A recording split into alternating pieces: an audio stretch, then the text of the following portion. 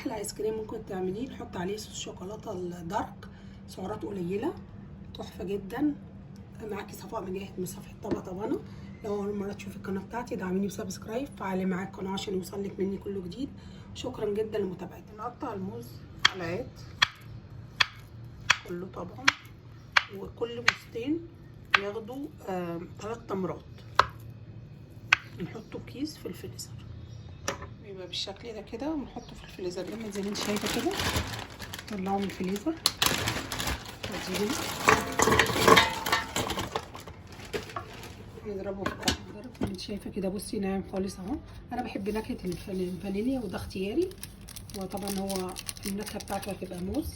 بحط بقى التمر بتاعي ويكون طري كده اهو، بضيفه كوبايه من اللبن ساقعه، بس طبعا مش بحطها كلها، بحط بالتدريج كده، احط ربع بس كده عشان تمشي معايا الايس كريم.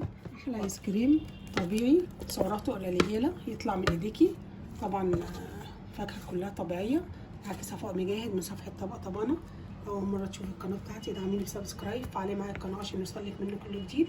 شوفي احلى تقديمه، وممكن تحطيه في الفريزر وممكن يتاكل كده على طول، تحفه جدا.